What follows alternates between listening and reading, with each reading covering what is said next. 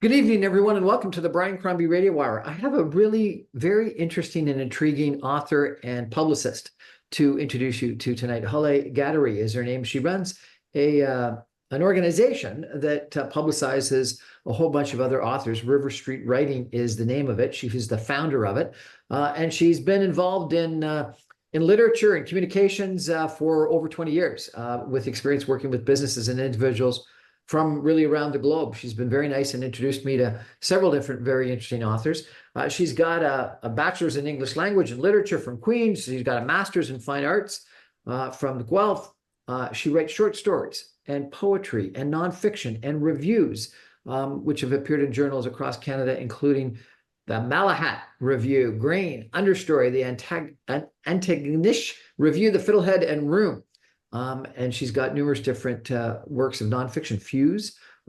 She won the 2023 Canadian Book Club Award for nonfiction memoir. Her debut collection of poetry, Rebellion Box, came out in 2023. And she's recently published a new short fiction. It's a collection of short fictions, actually, that I'm intrigued with, called Widow Fantasies, which I wanted to chat with about. And believe it or not, she is the poet laureate for Scugog Township. I don't even know what a poet laureate is. So this is going to be an interesting conversation tonight. Hollay, welcome to the show. Thank you so much for having me. I'm going to apologize in advance for the chaos you will hear around me. I have 4 kids, dogs, cat. 2 dogs, cats. Like, it's just going to be very busy in the background. No problems. Well, it's a pleasure to have you on. We've been chatting for a while, but this is the first opportunity I've had to really get to understand what you're all about. So what are you all about? How did you get into literature? You've got a bachelor's and a master's, and then you've spent your life promoting other people and writing yourself. Tell me a little bit about how you got into it all. Well, I think it all stems from not having a lot of friends as a kid. So being a lonely kid. And I had some very good friends, obviously, but growing up, I always felt like, for the most part, alone. And I wasn't an only child. I had 2 brothers, but I guess I was a bit of the black sheep of my family, although I guess a lot of us feel like black sheep. Maybe my brothers would say they were too. And I really fell into books and literature and reading, like, started, when I was very young, with just, picture books. And then as I got older, like the Babysitter's Club and R.L. Stine and Christopher Pike books. And then older than that, Daphne du Maurier and Babsy Sidwa and the Bronte sisters and Louisa May Alcott. And, it really just kept on developing. And I've found such peace and solidarity and community in these books. And they were always a place of happiness and calm for me, and also of understanding different people and perspectives, and really cracking open any myopic notions I had of the world. And, as someone that always felt like I contained so many multitudes and has always been adverse to monolithic ways of labeling people or cultures or anything, really, I really took to books. So I was always interested in reading, and that's how I began writing. Like, after reading for a while, I'm like, maybe I could do this. And, started writing really horrible poetry and stories. And, I look back on what I wrote as a teenager and I just want to, like, burn it all, but I keep it. And that's really it.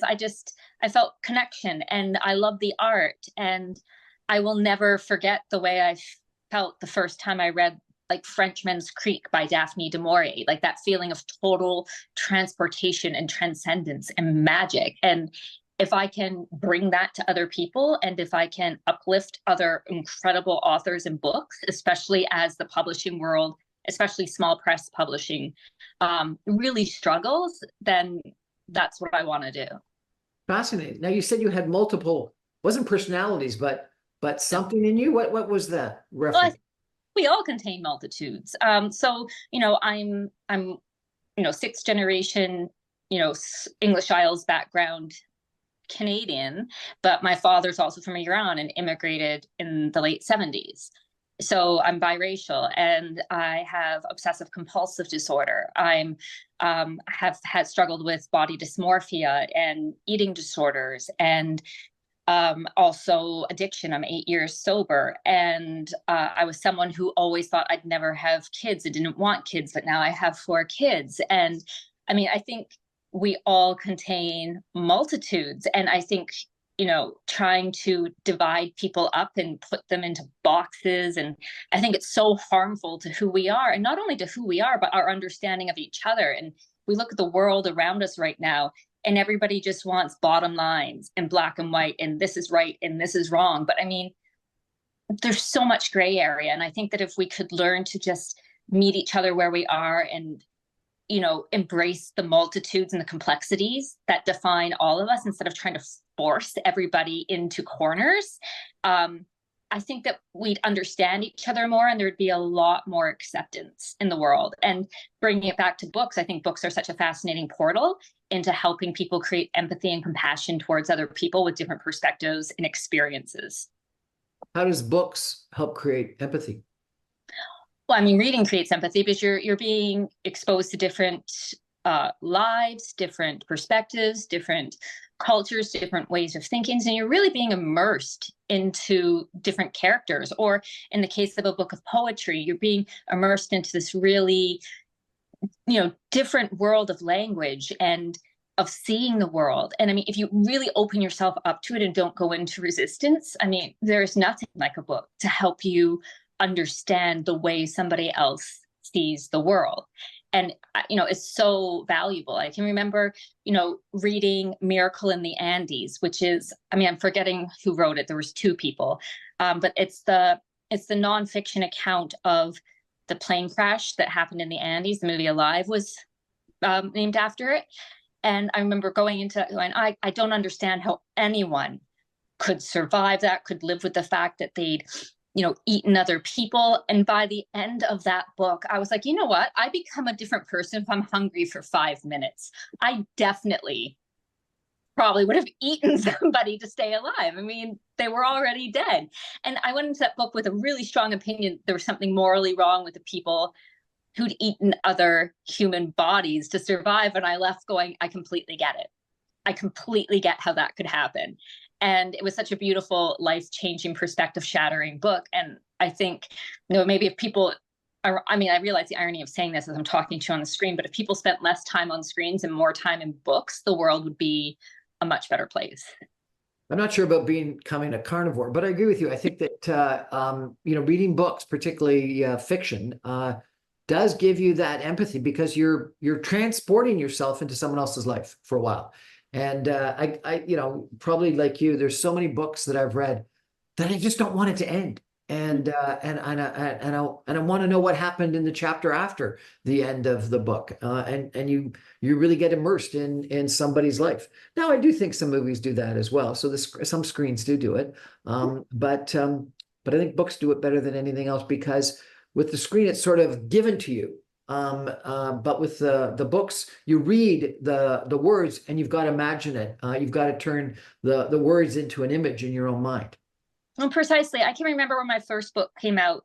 It was just a memoir, having like a little, we've talked about it on your show before, having a little bit of like pushback from people. And why I was getting pushback is not important, but I can remember a mentor of mine saying, and I repeat this to people all the time now, that books are mirrors. So the reader, unlike a movie, an audience in a film definitely does some of the work and create some of the interpretation of the film themselves, of course.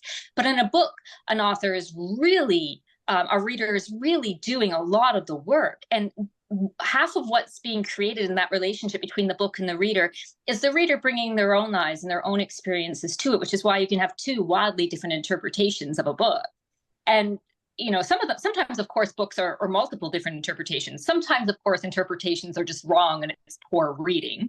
And, the literacy rate is plummeting in North America. And a recent study showed that fewer and fewer kids are reading for joy, which I find so tragic. But books are mirrors. And, as you said, like we're bringing our own experiences with us to books, and that's going to shade and color our interpretation of the book. But hopefully the book is also, as an equal partner, changing some of those prejudices and biases that we walk into a book with. Really, that's interesting. So you think that the books give you empathy, but also to a certain extent, what, give you a mirror on your own life and your own experiences and your own thoughts? Yeah, I'm going to give you an example. So I first read a book called Crackpot by Adele Wiseman, who is a wonderful Canadian author. She was also a playwright, and she wrote a wonderful nonfiction book called Old Woman at Play. And I read a book of hers called Crackpot, and I did it in university, and I hated the book. Like, I thought it was so terrible. I told my contemporary Canadian women's prof, Elizabeth Green, that this was a terrible book, and I did not like it. And she asked me, she was like, well, she was very patient. She's like, give it another chance. And I didn't. But when I was pregnant with my first son, I was out of books to read, which is a problem I'll never have now. I have a huge stack of books to read all the time. But I didn't have any books. And I reread Crackpot. Crackpot is about a girl who grows into a woman. Her name is Hoda. And her father is blind. And her mother is a cleaning woman who passes on fairly early in the book. She becomes a sex worker. And she's really like, she eats constantly and she's quite big. She's quite a substantial person physically and also a substantial character, but she's very crass and rude and loud. And I expected the book to carry this narrative arc of, okay, so Hoda is going to get like fair, like a kind of a Western stereotypical, neurotypical narrative where she's going to realize the error of her ways and become more feminine and more demure, and she'll stop doing sex work. And, you know, and that's the end, but that never happens. She doesn't lose weight and become a princess. That never happens in the book. In fact, she does some really morally questionable things. In my 20s reading it, I was really hard on her. But when I was, older reading it, I was like, well, I really love her. I love how much Adele is challenging us to question what we expect from women, what we expect from women's narratives. I mean, there are things Hoda did that I would never do, I don't think. But then again, I thought that, if I was in a survival situation, I was like, I'd rather die than eat human flesh. And after reading Miracle in the Andes, I'm like, but in the case of Hoda, if you ever get a chance to read Crackpot, I think there's definitely some things that I can say I'd probably never do, but definitely never do. But it really created, like, that book was a mirror. What I disliked in Hoda was what I disliked in myself. I was judging myself. I felt insecure about myself, my own body, and my own sexuality, and all these other my own voice and Hoda's voice, and Hoda just fully owning who she was offensive to me, which is such an anti-feminist feeling for me to have as someone who prides myself on being a feminist. So that book was definitely a mirror for me. Fascinating, absolutely fascinating. And I agree. I think that I've been challenged by some books almost more than almost anything else in life. So I really appreciate it. We're going to take a break. When we come back, Hollay, would you read something from your newest book, which I'm really intrigued about, called Widow Fantasies? Yeah, absolutely. Stay with us, everyone. Back in 2 minutes. Interesting conversation tonight about fiction and nonfiction and books and how they can give you empathy, but also a mirror onto some of your own thoughts. Stay with us, everybody.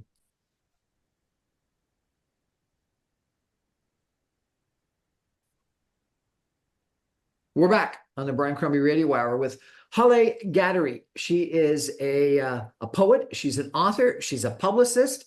And she's a really intriguing individual. You've made so many comments about who you are. I want to ask you, in succession about each one of these different things. It sounds absolutely fascinating. You're an incredible individual to try to figure out, but probably that's something that no one has ever done other than maybe yourself. Hollay, Widow Fantasies. I saw that and I was going, oh my God, what is that all about? You got to tell us what Widow Fantasies is all about. Yeah, so Widow Fantasies is a collection of very short fiction. There's also flash fiction in here, but it's just really short fiction that surrounds the idea of how women use fantasies or how fantasies are used in general to subvert narrative expectations and to subvert oppressive systems that attempt to reduce us and confine us. And in this case, it blossomed from, the seed of it was my own marriage and how desperately unhappy I was with my husband. And it was, I was under this heteronormative, um, just, I don't know, I felt shackled under heteronormative expectations for me. And my husband was just absolutely clueless. So, I always say that he was as surprised by what the kids got for Nowruz or for Christmas or for their birthdays as the kids were, because he never did that second shift work. He was never doing the extra domestic labor that I was constantly doing. And as I started talking to more women, realized that women, I assumed women were always doing this. And I look at my mother and she was definitely always doing it. But all that extra domestic labor that is put on women on top of, often having our own jobs. And even without having a job outside the house, if you're just, not just, there's no just about it. If your job is being a homemaker, like it never ends. You never get to punch out of that. It's nonstop. And there's all these expectations that you be on all the time. And I was so tired because I married this person who I thought would be a partner, and instead he was another dependent. So I started having these really vivid fantasies about planning his funeral and just not wanting him to be around anymore. Now, I was never fantasizing about offing him myself. That wasn't it. It was just like a tragic work accident or something. And I was like, really, how I was picturing my children dressed beautifully in these black clothing and how I braid my daughter's beautiful hair. And I felt such like relief in this process of fantasizing. But I was also obviously a little bit disturbed. So I spoke to my therapist, and she shared with me that widow fantasies are actually very common, especially with women in heteronormative relationships. And it's our way of freeing ourselves from feeling overwhelmed and overworked. She also suggests I talk to my partner, which I did. And that was when we were like 7 or 8 years of marriage. And we've been together almost 16 now. So obviously things changed. So he buys some Christmas presents now. Oh, he does stuff without me asking all the time. Like I'll say to him, like, or I'll be like, okay, the kids' birthdays are coming up. What do you think we should do? He's like, oh, I've already taken care of it. I'm like, girl, that's amazing. Like I don't have to do it. And I'm not like a control freak. If he's done it, perfect. I might say, where are the presents, just so I can make sure if you don't get to wrapping them, I do. But it's not like I don't feel as burdened. So are you no longer in a heteronormative marriage? Oh, well, I mean, I guess it's heteronormative in many ways still, I'm sure, but at least there's an equal or more equal or balanced, I should say, division of labor, because nothing's equal. Sometimes help people do more than other people. Domestic. So you're saying many females have fantasies about their husbands dying. Yes. Fair. Yep. Yeah, just not being around anymore. Like I never wanted him to suffer. I would also wanted him to leave. Just wanted him not to be there anymore. And I never had these fantasies about my children ever. Not even like even saying it makes me want to vomit and cry at the same time, because I it's a different relationship with them. Like they didn't ask to be here. They didn't, contractually enter into a relationship with me. Like I had this very protective and mama bear experience with them. With this dude, he was supposed to be like my partner. We were supposed to be doing this together. And of course, nothing's ever completely equal. Sometimes somebody always is doing more than the other, but over time, the balance should feel balanced. And it wasn't for me. I just thought, you know what? Like, I just don't want to take care of you too. Like if he was looking for another job, it would have been me applying for it and me doing the resume and me doing everything. And I was just getting like, I had to make his doctor's appointments. I was doing stuff for him that he should have been doing himself, because that's how he grew up, and it was just an expectation. And I thought, why am I doing this? Like, I didn't marry someone who's, not progressive. It's just that I wasn't talking to him. Was that something that he was demanding of you or expecting of you, or is that something that you just took on yourself because you were expecting it of yourself? Both. So I expected it of myself because it's how I grew up. And it was unspoken that he expected it of me. It was never like, hey, make me this doctor's appointment woman. That was never, I mean, he would have got punched in the throat if he said that to me, but it was never that. It was just like an unspoken tacit agreement between us, because we had both grown up in male dominant, you know, family hierarchies. But I was very unhappy with it. So again, I spoke to him and it changed. Like he was like, I didn't know I was making you feel this bad. Oh my God. You know what I mean? Like, and it changed And it immediately. changed. Immediately. Like I knew the person I married. I didn't think he'd have a negative response to it. I never did. So he was fantastic But about you the never whole. talked to him about it until your therapist told you to. Yeah, I didn't talk to him about it because I just thought to myself, like, this is too dark. This is too awful. What does this say about me as a person? I'm a terrible person for thinking this. And, you know, what we discuss is that, you know, fantasies, what you fantasize about is not always what you actually want. It's just a symptom of a problem. So, I mean, I don't want him gone. I love this person. I don't want him to ever, I don't want anything bad to happen to him. I don't want him to hurt. I don't want him not here. I, I don't want to even think about it. I didn't want that. I just wanted not to have to feel like I was drowning. I wanted help. That's what I wanted. Can you read something from the book so we get a sense of what one of the widow fantasies might be? Well, I'm going to try to pick one that is, I'm going to read the title piece, Widow Fantasies. And it's based on a story that my husband heard at work about, we live in an agricultural area, about a really terrible passing of someone, a really awful way that this person was killed. And I don't know if I'm going to have time to read the whole thing, but I'll read the first bit. Okay. Georgette's outside the grain elevator, stance braced as if preparing to stop a train. One of her arms is outstretched. The other is holding her phone to her ear. Her wiry gray blonde curls spring out from beneath her bandana and she's talking fast. But from the lip of the front lawn 10 feet away, Layla can't hear what she's saying. The wind picks up and smacks Layla with a treacle gust of fresh hay from the fields. The chickens squabble. Lanny, swaddled against her chest, grunts and lets loose a lamb's cry, her little chin quivering. Layla's eyes dart around the yard. She bounces in place, patting Lanny's bottom to calm her. Kent's truck is still parked by the hay wagon where he left it. The little school bus is bumbling away from the end of the driveway. Ava and the twins wave from the back window. Beetle, in barking pursuit, propels himself up the dirt hill that leads into town, black legs flying like licorice whips. Everything looks fine, but Layla's sure she heard Georgette's shout. She feels it first.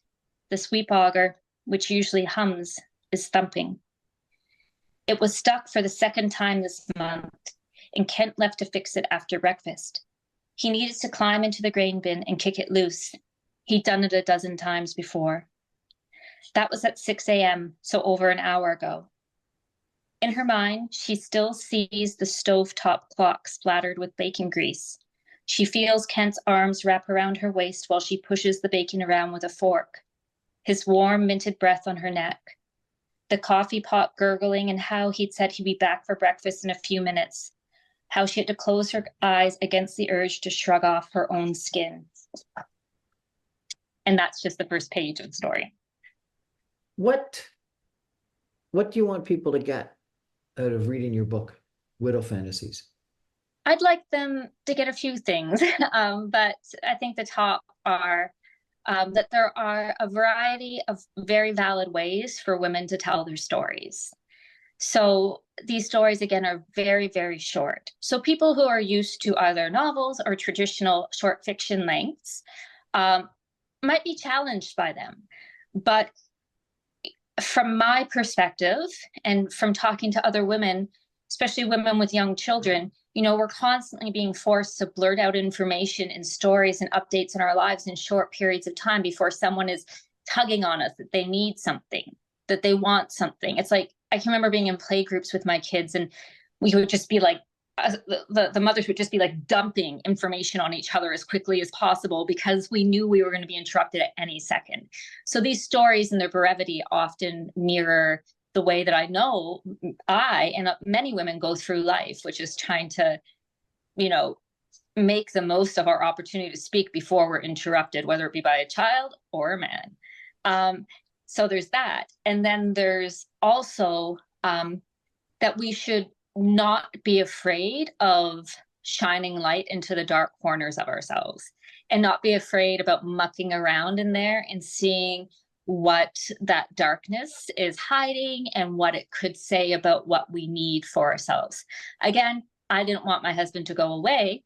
I just wanted him to be more like helpful and present when he was home. You know, there's a story in here that's incredibly autobiographical, and my husband has learned to laugh about it, but about, you know, him coming home from work when I'd been running around all day, also working, and I'd come home and taking care of the kids, and he'd disappear into the bathroom with his phone for 45 minutes, you know, and take a leisurely 45-minute crap. Like, it's like, what? Like, I can't disappear for 45 minutes. Why do you get to?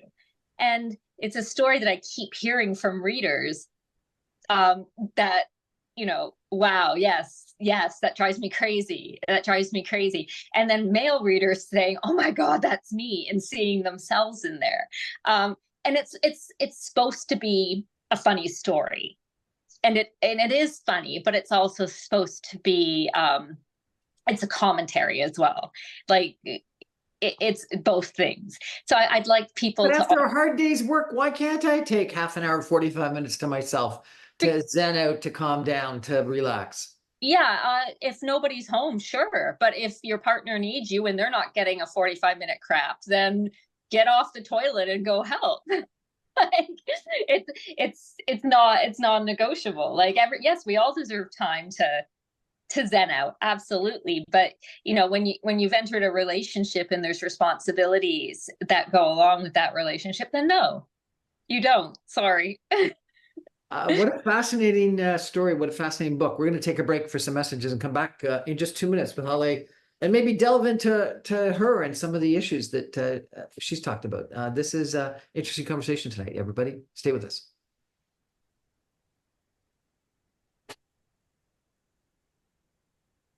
Welcome back, everyone, to the Brian Crombie Radio Hour. My guest tonight is Hollay Ghadery. She is an author. She's a poet. She's a publicist, and she's been kind enough to introduce me to a couple of different really interesting authors, and share with me some of her writings. And I've been very intrigued by her and an ongoing conversation. Yet we've never met, which is one of these strange things about the world today, where you can actually end up having a friendship with someone that you just chat with online. Hollay, you've said a bunch of really intriguing things that I've just got to ask you about. And if you want to say, no, I can't talk about that, you know, just say, but, you know, you're very fit. You said you had body dysmorphia. What the heck is that? It's when you don't see yourself physically act like the way maybe other people see you, or the way you are. Like, the way you look at yourself in the mirror is not and representation of how you actually present. So have you had weight issues or diet issues or anorexia issues or bulimia issues or something like that? All of the above. Really? All of the above, yes. So from a very young age, you know, growing up in the 90s, I think really destroyed a lot of girls who you know, a lot of us don't naturally have the body fat index of a 12-year-old Swedish boy, right? Like, that's not how most women look or go through life. But in the 90s, you know, you had this heroin chic body image as the ideal. So a lot of us, myself included, really want to look that way. But like, genetically, that's not in the cards for me, and it's not in the cards for most women. And so I really got caught up in that. Ideal, and racing for that ideal, and starving myself for that ideal, and never feeling good enough, and never feeling like I was, you know, pretty enough or even smart enough or anything. And, you know, especially, you know, I grew up in a pretty whitewashed area of the world. I mean, I was born in Toronto, which was great, but when I moved, especially out to the rural areas, you know, I was like, for a while, the most ethnically diverse person in my school. So I remember wishing I just had like blonde hair and blue eyes and freckles, and my name was Sarah or Victoria or something. Like, I really just didn't fit what everyone was telling me, and what society and magazines and TV and was telling me that you should look like as a girl. You know, most girls in grade 6 don't ask why they have facial hair. I did, you know, and I'm Iranian, so of course, like, facial hair is kind of par for the course. And at that age, you're not really having it removed. You're still a kid, so I definitely felt pretty horrible myself most of the time. How'd you get through that?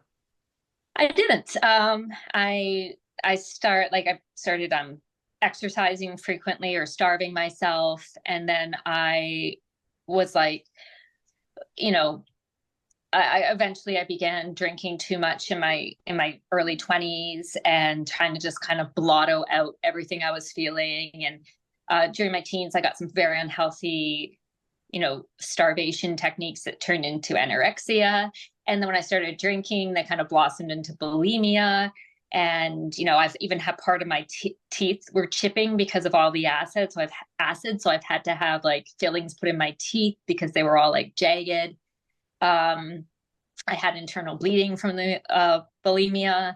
It was really awful, and I was obviously also an alcoholic, which was just compounding all the issues. So I didn't deal with it. I just let everything get worse.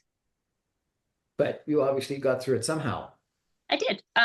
So I, I got pregnant, and I met my husband, who may not have been very wonderful around the house and with our domestic partnership, but he's always just accepted me for who I am, which I think is why he was so receptive to me having that earlier conversation with him about stuff. He knows who he married. Like, he met me when I was an alcoholic. He met me when I was bulimic. He met me at my absolute unequivocal worst. And he is not an alcoholic. We met at a gym. He does, like, he's the most even, steady person I know. Like, he may have like moments of anxiety, but like, two of my children have anxiety disorders. Genetics are fun. And so they're going through the same thing I did. And like, he's sympathetic, but he can't understand what it's like to have an anxiety attack. So basically, I had someone who didn't judge me for being the way I was. There was no judgment there. And then also having kids that just, kind of forced me to, I always tell my first child that, like, he saved me, because if it wasn't for him, I would have never even tried to get better. Now, it's not like I got pregnant and got better. That didn't happen. That didn't happen at all. But I slowly started to just see myself as something other than this worthless piece of crap that I thought I was. Because, with my husband, he could say all these wonderful things about me. I was like, whatever, you're lying. You just want to get laid. But when a child loves you, there's nothing like it. Now, of course, I'm not saying people should race out and get pregnant to solve their problems, because, that's not going to work for anybody. And it wasn't just that. It was also getting older. It was also just getting tired of being sick all the time. Did you do a 12-step program or something like that? No, I tried, but AA is probably wonderful for a lot of people. I tried it, but I found that the higher power talk, I found that disempowering, because I'm not atheist. I grew up Islamic. It's not that. It's just that I found like it delegitimized my own power, like my own ability to act on my own behalf. And then also, talking about all the dumb stuff we'd done when we were drinking all the time just like made me so ashamed. It made me want to run out and drink, right? So I didn't find it worked for me, but I know it works for countless people. So, You said you were, what was it, obsessive compulsive? Obsessive compulsive disorder, and it's a specific kind of OCD called existential OCD, which is a kind of OCD that obsesses with questions of existence and time and mortality and whether we're really here or not. So yeah, and living with that and constantly fearing, our temporary existence on this mortal coil, like struggling with that all the time. From the time I was very young, like 5 years old, I remember sobbing because I knew that life wasn't forever, and that I wouldn't be here one day, and everybody I love wouldn't be here one day. And it would just, it was impossible. It was impossible to deal with living with that bowel quickening fear every moment of your life, which is what a lot of people with existential OCD can struggle with. And then the repetitive obsessive thoughts about things like that. So again, that's also why I started drinking, was to just shut the old brain down, and not have to think about it anymore. In any case, yeah, so there was that too. So it kind of seems like I lost some like lottery, because I have all these mental illnesses, but they're actually comorbidities. So when you have one of these, you're very likely to have another. It's not like they're unrelated, they're very related. And how do you deal with the OCD? Um, I exercise every day, which helps me feel better. Even if it's like an off day from the gym or weightlifting or running, I'll go for a walk or do some stretching or something like that. Like, I have to be active every day. And I'm medicated. I recently got on medication. I was dealing okay without it for a while, especially because I feel like for the last like 14 years, I've been pregnant constantly. So I had to be off medication.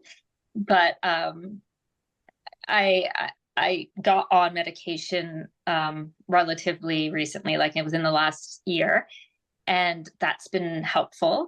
And really just take like reading, writing.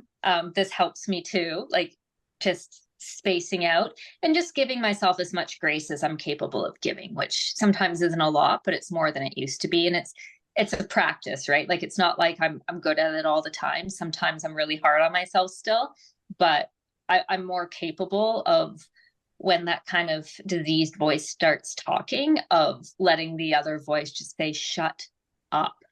No, like, we know where this is going. We've lived that for decades. We're not doing this again. And you said you had no maternal instincts. You didn't want to have children, and now you got four. Explain that. Yeah, so my first was not planned. I hadn't known my husband long, and well, he wasn't my husband then either. And yeah, he wasn't planned, and but there he was, and I was old enough that I figured, like, well, this is it. And when I told my boyfriend, who's now my husband at the time, he was really excited and happy and everything. So that was encouraging. And then I had him, and like I said, he changed everything. I fell madly in love with him. Everything about him still amazes me to this day. And I thought, let's do this again and again and again. And I'm 43. I would have a fifth if I could, but I think, my doctor is like, I think your body's done. I'm like, why can't I get pregnant with a fifth? She's like, you're 43. What do you want? Like, Are you still trying? I wouldn't say that. I mean, I think it's called not trying, not preventing. Like, but we have this giant king size bed, and I cuddle my babies constantly. Like, I love having my kids sleep with me. We fall asleep reading books at night. So, I mean, I think it's hard to try when you're constantly enshrouded in children. So my husband sleeps on the couch with the dogs, and You're with the kids. He's on the couch with the dog. Sounds like I don't know. There's some incongruity there. yeah, I mean, we do sometimes say, guys, just sleep in your own bed, because even not in for any baby making reason, we do need to just like connect and cuddle and stuff like that. And we have a very fun, friendly, like, he's my best friend in the entire world. We go for walks together every night and talk, just the two of us. Now that the older kids are all old enough just to watch the younger ones. Yeah, so, and he doesn't mind sleeping on the couch, especially my daughters, who are the ones with anxiety disorders. Sometimes they just need me, and he gets that. So it's not like he's put out by it or anything like that. He's fine. Now, you said you had some issues with sexuality, or some questions about your sexuality.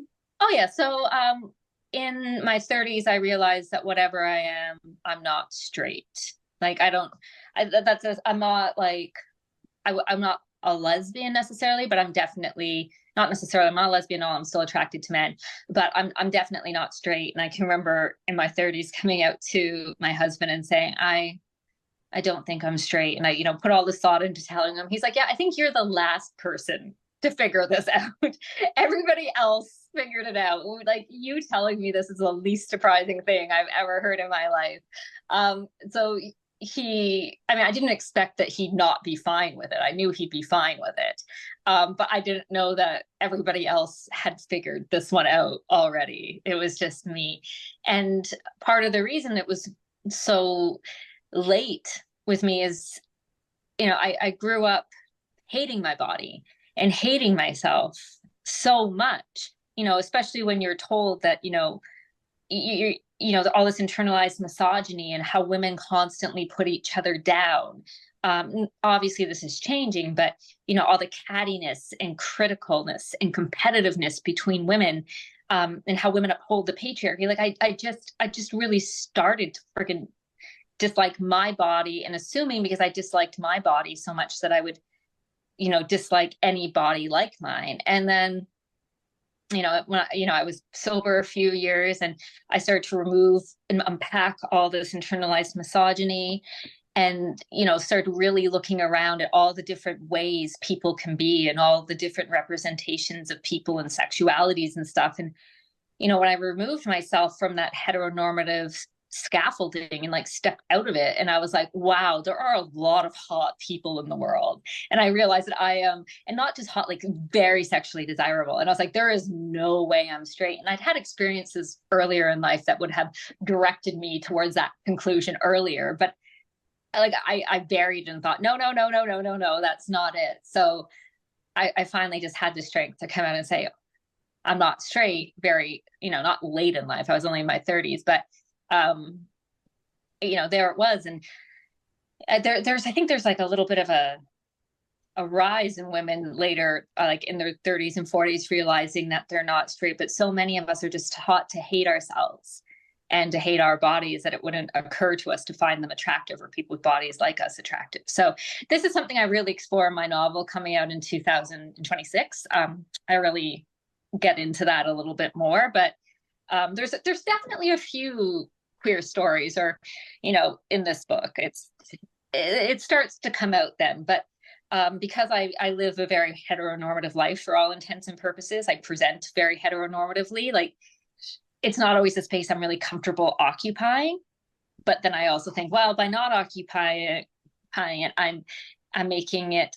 it's kind of like bisexual erasure, bi erasure. Like, our stories don't matter because we married someone of the opposite sex, or we're with somebody of the opposite sex. Well, it still matters. If you're in a heteronormative relationship and you're why does it matter at all then? That I'm queer? Yeah.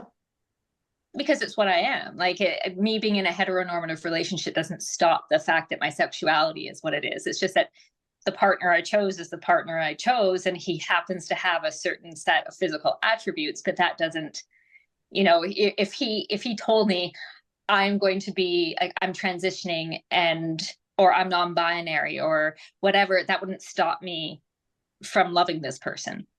That wouldn't be a deal breaker for me in the least. Is he challenged by your sexuality? Not in the least. Not in the least. He is like, cool, do you?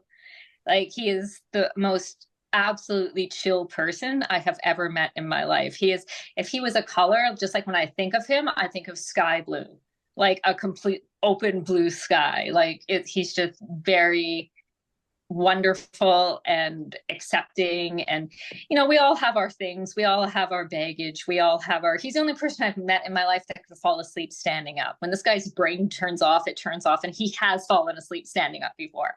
He's fallen asleep in the bathtub, and I'm afraid he's going to drown, and I have to go wake him up. Like, I've never met anyone whose brain just turns off like that, but he's just exists with this natural equilibrium I have never encountered in anyone else in my entire life. Oh, well, we'll have to meet sometime. I was at a concert this past week, and that was before it started. I was tired. I needed that 45 minutes that you talked about, and I fell asleep. And the person beside me was aghast that I could possibly fall asleep at a concert. And I have fallen asleep in a bathtub. And so when I turn off, I do turn off. There was an exchange between you and some of the other people that you've been kind enough to introduce me to, authors, about writing sexy stories. And Yeah. this is something that you're also getting into, I understand. Well, I mean, it started off as a joke, but because somebody, Adele Perdman, who I believe you interviewed, she commented on something on social media about how I write sex scenes very well and tastefully. And I was like, I need to start writing smut. And I read a lot of smut. I also read a lot of literature, and I read a lot of poetry, and I read a lot of everything, but I've used smut like popcorn for my brain. If I've read something very like heavy and important, and it's not that I don't like it. Sometimes I'm like, okay, I need to go to the library and find the smuttiest book I can find and just gorge on smut. And I'll do that. And so I've read a lot of smut. And so somebody commenting that I write really good sex scenes, I was like, thank you, because I've read enough that I'm better. So this isn't 50 Shades of Grey. This is something different. Well, I mean, that's pretty smutty too. But yeah, it's for in Widow Fantasy, she's talking about I believe she was talking about like there's one particular story that's pretty racy. I mean, any like with Widow Fantasies, of course, there's got to be like sexual fantasies in this book, right? Like, there's no way I was going to get away from, at least for me in my brain, there was no way I was going to skip over that one. Um, so I was saying that, maybe I should write like some smutty erotica. Like, and I'm not saying smutty as in a bad thing. Like, I want to liberate the term smut, and why not? Why not like be more open about writing sex scenes and sexuality? But even as I say this, like I'm writing this, I remember writing that story going, God, I hope my parents never read this. Like, there's still that kind of like, oh, I can't believe I wrote that. Like, it's 100% me. But as I'm saying, yes, let's liberate the word smut, I'm also like, oh, mom, dad, don't look at this. And my brothers, don't read this. I'm still your baby girl. So there's definitely like different feelings at play. I haven't arrived. I think of Robertson Davy.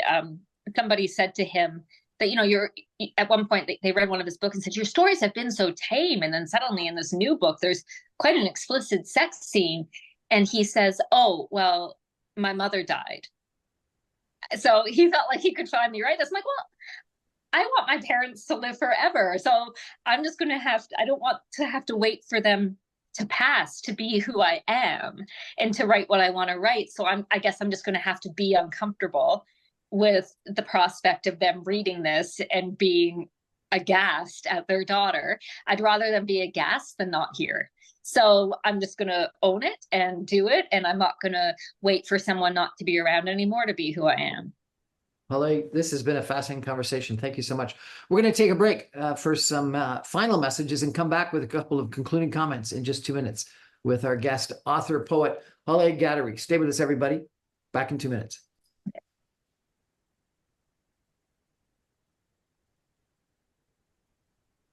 Welcome back, everyone, to the Brian Crombie Radio Hour. We're chatting today with Hollay Ghadery. She is a author. She's a poet. She's a publicist with what's the name of the publishing publicist company that you've got, please? River Street Writing. River Street Writing. Yeah, we're on all social media and of course our website, so you can find us there. And you specialize in authors and books that we might not always know about, correct? Exactly. Yeah. So I specialize in small press books, which isn't to say that I don't represent the occasional book from a big multinational press like, Norton or Penguin or HarperCollins. But a lot of the books I represent are from small presses in Canada, which are traditionally published. These are not self-published books, but they are. They don't have like the corporate structure. So these presses can take chances on new and emerging writers. They can publish and really establish award-winning authors, not commercial book. They're not bound by the same the business rules that a bigger publisher is bound by. They can take chances and they can do really amazing things. So these presses are punching above their weight. They are constantly winning global and national awards. They are publishing the best or some of the best literature in the world, but because they can't buy marketing space and the same way the big publishers can, and because when you walk into a Chapters or Indigo, the books that you see displayed in like prime spots, it's like a grocery store. They've been paid to put there. It's not necessarily because it's the best book. Heather's picks are paid for? I can't speak, and I won't speak to Heather's picks, but I will say that I don't know off the top of my head. I'm going to be honest, I don't really follow Heather's picks, but I don't know if there's been like a small press recently that she's picked. But those spaces are paid for. Now, if you go into an independent bookstore, you're not going to see the same thing. Independent bookstores are like indie publishers; they can just do more of what they want. But the what you're seeing is not necessarily what the best books are. So I would love to encourage people to, definitely follow us on River Street, but also just stay curious. Pick up books from in the margins of your bookstores. Pay attention to the books that you're reading and who publishes them. Like my book, Widow Fantasies, is with Gordon Hill, which is a wonderful press in Ontario, Walzac and Wynne, Hamilton, Ontario. The publisher at Walzac and Wynne just won the Hamilton Arts Supporter Award. Noelle Allen, wonderful. Saskatchewan's Radiant Press. There's Guernica Editions, which is in Montreal and the Toronto area. Like there's amazing independent presses. You can think of them like indie record labels. Like it's the same thing. They're just not these huge corporate entities. They are really passionate, often government grant depending presses that publish outstanding literature. So just in general in the world right now, whether it's because of climate change or because of just, fighting late stage capitalism, I do believe we can all be more conscious consumers of what we buy and what we put in our minds and bodies. And your own books were Fuse, which was in 2021, Rebellion Box, which was in 2023, and Widow Fantasies, just recently released, correct? Correct. If I came to you, or if someone came to you and said, I want to quit my job and become a poet or a writer, what would you say? Don't quit your job. Don't be a poet, be a writer, but don't quit your day job. You're going to need it. Unfortunately, writers and artists are very undervalued. AI being used in the arts. AI has a lot of very good practical purposes. I'm not writing it off across the board, but AI in the arts is really hurting us. And don't quit your day job. Write your poetry. Write your stories. Get published. Apply for grants with your provincial or with the Canada Art Council. Try to get funding to take time away from work and focus on your projects. But don't quit your day job. Hollay, it's been a real pleasure meeting you again. Thank you so much. I really appreciate it. And you've gone through so much, and you've, I won't say conquered it, but dealt with it. And you leave such an inspirational life, and you've been such a pleasure to chat with. I hope we get to meet sometime in person, and I hope that anyone else listening gets an opportunity to read some of your books and maybe attend one of your book launches and speaking opportunities. Thank you so much. It's been a pleasure. Thank you so much, Brian. Thank you for all you do to support the arts and artists in Canada. You're amazing. That's our show for today, everybody. Thank you for joining us. I remind you, I'm on every Monday through Friday at 6 o'clock on 960 AM. You can stream me online at www.saga960am.ca, and all my podcasts and videos go up on social media, my YouTube channel, and different podcast servers as soon as my radio show goes to air. So you can get me in lots of places too. Thanks for joining us. Good night.